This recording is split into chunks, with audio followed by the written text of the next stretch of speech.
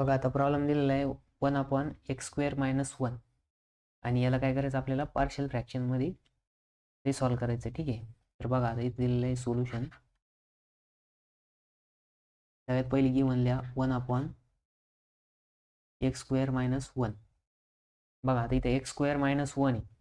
इथे जर तुम्ही चांगलं ऑब्झर्व केलं तर ह्या 1ला आपण असं लिहू शकतो का, इक्वल्स टू बघा 1/x² - 1² लिहू शकतो का? हो, कारण की 1चा स्क्वेअर काय राहतो, 1च राहतो. ठीक आहे.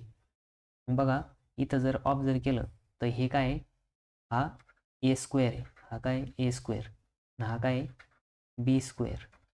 मग आपल्याकडे फॉर्म्युला आहे a² - b². मग a² - b² काय राहतं बघा, a² - b² equals to a plus b आणि a मायनस b. मग त्याच्यानुसार काय होणार इथं बघा, इथे येणार 1/x + 1 x - 1. ठीक आहे.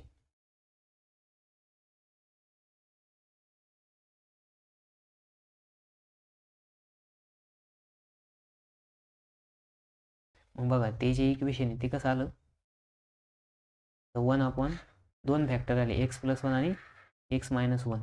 ठीक आहे. मग इक्वल्स टू, आता बघा इथं जर तुम्ही ऑब्झर्व केलं तर नॉन रिपीटेड लिनियर फॅक्टर आहे. नॉन रिपीटेड काय आहे, लिनियर आहे. आता नॉन रिपीटेड कसं काय, तर x + 1 आहे आणि इथं काय x - 1 आहे. जर इथं x + 1 आणि x + 1 परत आलं असतं तर ते काय झाले असते, रिपीटेड झाले असते. पण हे कोणते, नॉन रिपीटेड आहे का, कारण एकदा +1 आहे आणि एकदा -1 आहे. बघा नॉन रिपीटेड लिनियर फॅक्टर. आता लिनियर फॅक्टर काय आहे, कारण की इथं x ची पॉवर काय 1 आहे. ठीक आहे. मग बघा नॉन रिपीटेड लिनियर फॅक्टर जर असेल तर काय राहतं आपलं, ax + b upon x minus alpha आणि x मायनस बीटा जर असेल तर इथं काय येतं a/, आता बघा इथं काय x + अल्फा आलं काय आणि x मायनस अल्फा आलं काय, काही फरक पडत नाही.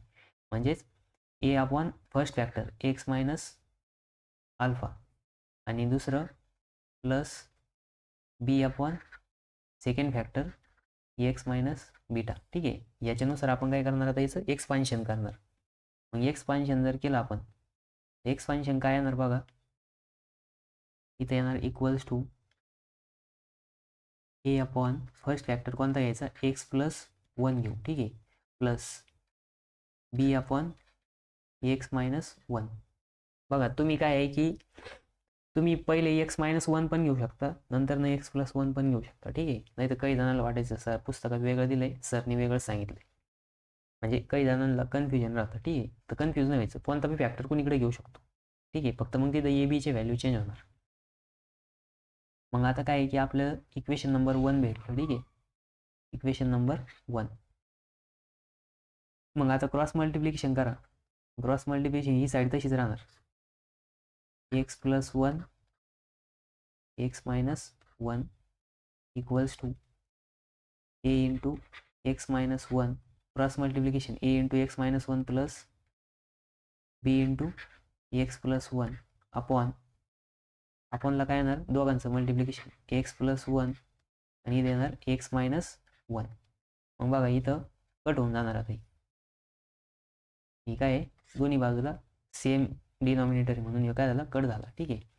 मग आता इथं काय राहिलं, 1 equals to a into x - 1 plus b into x + 1. हे आलं इक्वेशन नंबर 2. ठीक आहे. मग आता इक्वेशन 1 भेटलं, 2 भेटलं. आता बघा x इक्वल्स टू काय पुट करायचं, तर इथे एकदा x बघा, इथं जर तुम्ही साईडला लिहिलं x - 1 आणि x + 1. ठीक आहे. इथं x प्लस आधी म्हणून आपण प्लस आधी लिहू. ठीक आहे.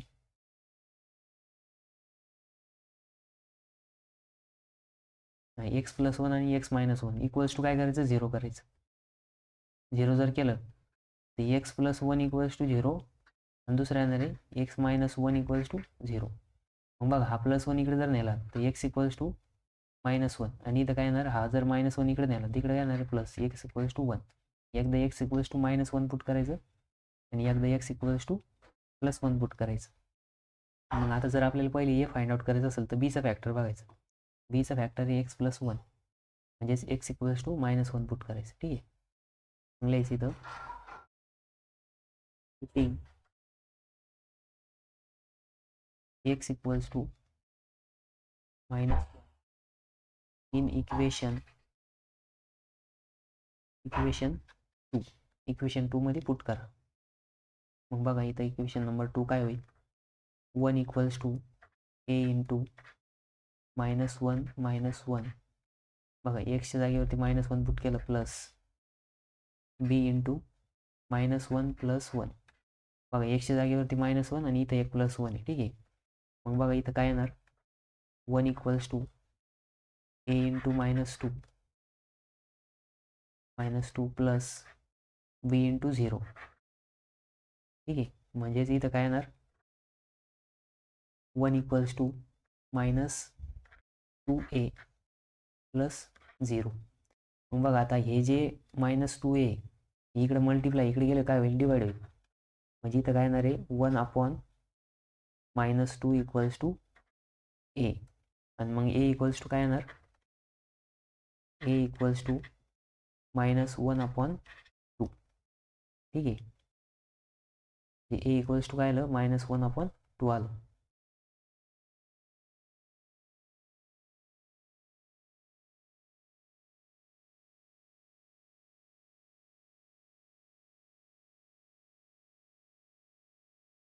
मग a इक्वल्स टू आपल्याला -1/2 भेटलं. ठीक आहे, आता काय करायचं, b फाइंड आउट करायचं. मग b फाइंड आउट करायला काय करलं, x इक्वल्स टू काय पुट करायचं, 1 पुट करायचं. आता काय करायचं 1. ठीक आहे, मग इथं लिहा पुटिंग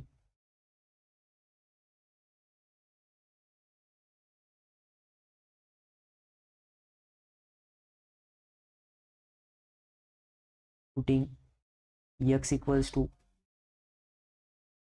इक्वल्स टू काय करायचं, 1 पुट करायचं. आता ठीक आहे, x equals to 1 in equation 2. मग इक्वेशन 2 मध्ये काय करा, आता x इक्वल्स टू 1 पुट करा. ठीक आहे, मग बघा इक्वेशन 2 जे ते काय येणार, 1 equals to a into x -1. मग एक्सच्या जागेवरती 1 -1 प्लस b इंटू x +1. मग एक्सच्या जागेवरती काय पुट करायचं आता, 1 + 1.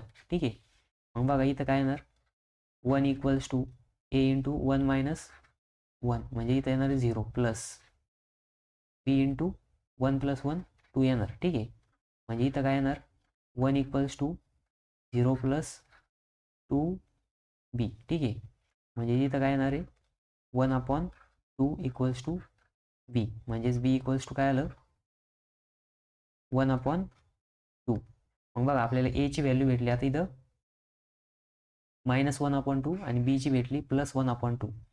मग आता ह्या व्हॅल्यू काय करायच्या, पुट करायच्या. कशामध्ये पुट करशाल, इक्वेशन नंबर 1 मध्ये. मग इथं लिहायचं putting x equals to a equals to -1/2 and b equals to 1/2 in equation 1. Equation 1 मध्ये पुट करा. मग इक्वेशन 1 काय आपलं, 1/x + 1 x -1 इक्वल्स टू, आता बघा -1/2 इंटू x + 1 आणि इथे येणार आहे प्लस 1/2 इंटू x -1. ठीक आहे, बघा आता 1/2 खाली घ्या, म्हणजे हा जो अपॉनचा जो 2 आहे तो काय येणार, खाली मल्टिप्लाय होणार. मग इथं काय येणार, -1/2 इंटू x + 1 आणि इथे येणार प्लस 1/2 इंटू x -1 आणि हे तसंच राहणार. ठीक आहे, मग बघा इथं फायनली तुम्ही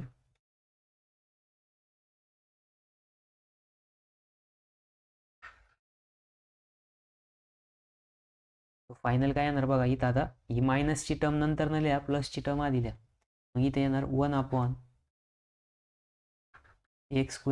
- 1.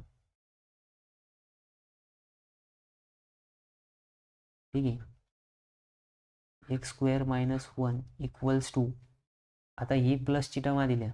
मग इथे येणार 1/2 into x - 1 minus 1/2 into x + 1. ठीक आहे. मग हे इक्वेशन फायनल इक्वेशन येणार. हे आपल्याला काय भेटलं, फायनल आन्सर भेटलं. हे फायनल पार्शियल फ्रॅक्शन भेटलं. ठीक आहे. हे काय आले आपले फायनल पार्शियल फ्रॅक्शन.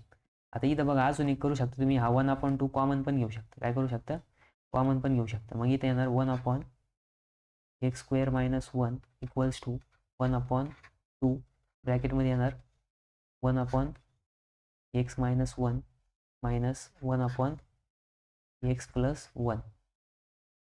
ठीक आहे. हे असं पण लिहू शकता. मग याला ब्रॅकेट टाका. ठीक आहे.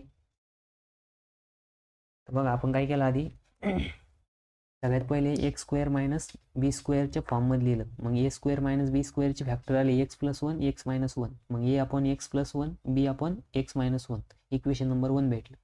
मग आपण इक्वेशन नंबर 2 काढलं. मग 2 नुसार फॅक्टरच्या नुसार काय, एकदा -1 पुट करायचं, एकदा +1 पुट करायचं. पुट करून a इक्वल्स टू आलं -2 1/-2 सॉरी 1/2 हे मायनस आलं आणि b काय आलं 1/2 आलं. मग ते परत आपण त्या इक्वेशन नंबर 1 मध्ये पुट केले. आपल्याला फायनल आन्सर भेटलं. 1/2 कॉमन घेतला, 1/x - 1 मायनस 1/x + 1. ठीक आहे.